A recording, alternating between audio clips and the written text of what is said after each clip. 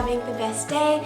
It is a nice Saturday morning. It is very cold outside here in Australia. We are basically in the middle of winter now. And I wanted to create a recipe for you guys that is both decadent and somewhat healthy. So my boyfriend Christian loves donuts, and the other day we went to a vegan cafe and he tried a vegan donut and he said it tasted amazing. But I don't actually usually like donuts because I hate like things that are really deep fried, so, whereas he loves it. But anyway, I wanted to see if I could make a healthy version of that at home. So what I realized after researching some donut recipes is that I was gonna need to buy a donut pan. So I have purchased this donut pan. It was either $15 or $20, and it's a pan of 6, which is actually good because I feel like if I had a pan of 12, then we would eat 12 donuts in like a couple of days. So having a pan of 6 is pretty good because then we can only get through 6 donuts. But yes, if you want to buy a donut pan, I will put a link down below to where you can buy it from. I just got mine from a store called Minimax, but literally like the same brand you can buy online. So I'll put a link down below for that. And yeah, let's get started. It is so easy, this recipe. I literally made it up yesterday and I was like, okay, it's already good, like time to film. So I actually put a poll on my Instagram stories yesterday of whether I should make the peanut butter and chocolate donuts or pistachio and raspberry, because I tried 2 different recipes out yesterday. They both turned out really well and the results came in like 50-50 pretty much. People want to see both recipes, so I'm going to do both recipes for you here today. And yeah, if you haven't checked out my Instagram, I'm just at @SaskaLily, so you can check out my Instagram there. I post a lot of kind of behind the scenes things of my YouTube channel, and I also just post random things as well. So if you want a bit more of an insight into my life, head over there. But yes, today we're going to make a CHOC peanut butter donut and also a raspberry and pistachio donut. So the raspberry and pistachio one is a bit more subtle in flavor, whereas the chocolate and peanut one is a bit more decadent. So you've got the best of both worlds here. I hope you enjoy this video. If you do, please give it a like and comment down below which is your favorite donut recipe. As well as if you are new here, welcome. Please hit the subscribe button below. I post new content every Wednesday and Sundays, so if you click that little bell notification button, you'll be notified of that. And with all that said, let's get straight into the recipe. First up, you're going to want to preheat your oven to 180 degrees Celsius or around 350 Fahrenheit. Now, starting off with our dry ingredients, we have to put in 1 1/4 cups of flour. So today I'm going to use a mixture of white spelt flour and buckwheat flour, but if you are gluten-free, just use completely buckwheat flour. I've tried it out with only buckwheat flour and it works really well. So you can definitely do that, but today I'm just going to do a mix of the two because I really like white spelt flour. It makes things really fluffy and delicious, so yeah, I'm doing a mix today. But if you're not gluten-free, you can also use whatever type of flour you like. You could use regular plain flour or wholemeal flour, literally whatever you want. So I just went in with 1/2 cup of the spelt flour, 1/2 cup of the buckwheat flour, and then I'm putting in an extra 1/4 cup of the spelt flour. But really, as I said before, you can do whatever you like, as long as you get in 1 1/4 cups. Then we are just going in with 2 teaspoons of baking powder. And then just give that a little stir. So seeing as I don't eat eggs, instead of an egg today, we are going to make a chia seed egg replacement kind of thing. I would usually just put in some hemp seeds or ground flax seeds, but I didn't have any of those at home today and I had some chia seeds, so I thought I'd use chia seeds instead. And what I've done is I've ground up the chia seeds because personally I don't really like the texture of having whole chia seeds in baking. So I just ground them up and then I mixed in 2 to 3 tablespoons of water with it, and after a while you can see it turns into this really gel-like texture which mimics an egg, so it works really well with binding the mixture. Now onto the wet ingredients. We're going to start off with 1/2 cup of plant milk. I'm using oat milk here, but you could definitely use whatever type of milk you like. Then we're going in with 1/4 cup of maple syrup. You could use whatever type of liquid sweetener you like. You could use something like agave nectar, brown rice syrup, basically whatever you have on hand. And I mean, you could also substitute this for sugar if you prefer sugar, but personally I try to avoid refined sugar where possible, so that's why I'm using maple syrup today. Now I'm adding in 1 teaspoon of vanilla bean paste. You could use vanilla extract, vanilla bean powder, whatever you have on hand, but I just think it's a really nice little touch to add a bit of extra flavor. Now I'm going in with some oil. I'm using macadamia nut oil here, but you could use whatever you have on hand. And I'm using about 1.5 tablespoons, so I'd say approximately 25 mils, somewhere around there. And then we are just adding in our chia egg that we made earlier. You want to give that a nice good stir, so if your spatula isn't working well like mine wasn't, grab out a whisk and give that a whisk just for a few seconds so it's all well combined. So now that both of our components are ready, it is time to mix the dry ingredients in with the wet. So I just add half at a time, give it a good stir, and then once that's well combined, you add in the rest of the dry ingredients. And again here, make sure it's really well combined. You don't want to stir it too much because that's going to make it a bit too gelatinous. Just stir it enough so that there's no clumps of anything and it's all well incorporated. So now I'm splitting the mixture into 2 so that we can make our 2 different flavors. So firstly, for the peanut butter one, all we're adding in is 1.5 tablespoons of peanut butter. If you like yours extra peanut buttery, you could add 2 or 3 tablespoons, but 1.5 was good for me.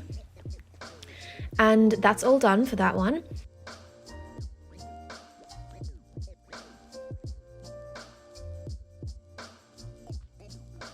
For the rest of the mixture, we are doing the raspberry pistachio flavor. So I'm adding in about 2 tablespoons of tahini here. And this tahini, oh my gosh, it's so good. If you haven't tried this brand of tahini, I highly recommend giving it a go. You can buy it at Woolies in the international section. It's just really runny, and that is perfect for tahini because I've had tahinis in the past that are really thick and pasty and they just don't work as well. So try this one out if you haven't already. Now it's time to add in some pistachios. I had about 20 pistachios that I shelled and chopped up, and then I put most of them into the mix, but I saved some for the topping for later. And again, you just want to stir that all well to combine. Now it is time to get out your donut pan and grease it with some oil or butter. I'm using just some olive oil spray here. Again, if you are looking to buy one of these donut pans, I will put a link in the description box below so you can get one online. Otherwise, yes, you can find it in most kitchen stores. And here I'm adding in the pistachio mixture. So you could get a piping bag out and pipe it in. And I did do this the first time I made it, but it's just as easy really to just spoon it in. I think using a tablespoon is probably the best method. It's quicker than getting a piping bag out, and piping bag, if you don't have a reusable one, it's just a waste of plastic. So using your spoon is fine. And then I'm just adding in the raspberries to the pistachio donuts, and you can just use 3 to 4 raspberries for each one. You could add an extra, but that's all I could really fit in my little donut tins. And then straight into the oven at 180 degrees, and make sure you set a timer because it is very easy to forget about things in the oven. So I have set a timer here for 15 minutes and then they will be all ready.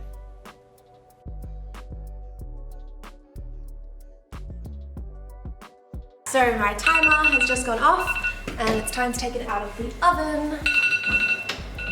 I'm gonna get my little mitt. Okay, so, oh, that timer's annoying here. I definitely put too much. I put a bit too much of the filling inside. As we can see by how much they've risen, they look like muffins. But that's okay. Just gonna make a little hole for that there. Oh, yep, now it's a donut. So what you wanna do is just lightly twist it and then it should come out. And that's what it looks like on the bottom.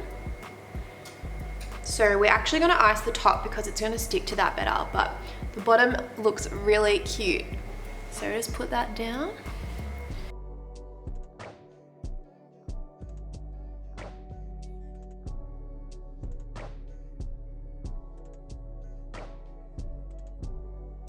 I love the color of that.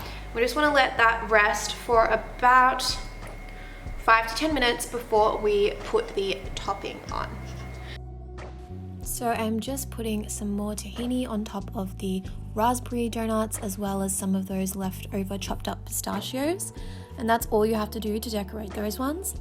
Now for the chocolate peanut butter donuts, what I'm doing is getting some dark chocolate. This is my favorite dark chocolate, the Lindt 85%. I also love the 70%, but 85% has less sugar, so going for that today. And I just used 1.5 blocks of that and heat it up in the microwave for 40 seconds, and then you just stir it up a bit more so that all of the lumps are gone, and then just simply drizzle it over your donuts. It's so simple and easy, and honestly you don't even need that much chocolate to sprinkle because it doesn't even need that much. It's so good. And then I am just topping it with some crushed up peanuts. This is optional, you don't need to do this, but it just looks pretty and adds a little bit of crunch. Then you can serve up your donuts however you like. I recommend eating them on the day that they're made because I think they taste the best when they're fresh. However, you can definitely keep them in the fridge for up to 3 days. And there you have it, delicious, fluffy, dairy-free, egg-free, vegan donut. You wouldn't even realize they're vegan if you ate it, but they are, and they're amazing. Hey guys, I hope you enjoyed these recipes. Here are my delicious looking donuts. Honestly, like, these turned out really well. And I think it's all in the presentation. Like when you make your own donuts, obviously they don't have that fried factor, and I didn't want to glaze them in sugar or anything because basically all the icing recipes that I found are like just basically sugar. So I wanted to keep these donuts as healthy as possible. So for the topping, I used the tahini for the pistachio ones because it is just 100% sesame seed. So it's really natural. And then for the peanut butter ones, I just drizzled some dark chocolate, which doesn't really have that much sugar because it's 85%, so it's pretty dark. Obviously, you could glaze these with like some kind of sugary glaze, and you could put cinnamon on top. You could make like cinnamon donuts. They would be really yum as well, but I wanted to keep it as healthy as I could whilst still being decadent and delicious. So I think I did pretty well here. They look so good. I will try one for you quickly. I'm about to have lunch, so I'm not going to eat a whole one, but I will have a little bit. I think I'm going to try I'm gonna try the pistachio one. I already know the chocolate one's good because I made it yesterday, but I mean I know they're both good because I made them both yesterday, but okay. I've cut off a bit of the pistachio one.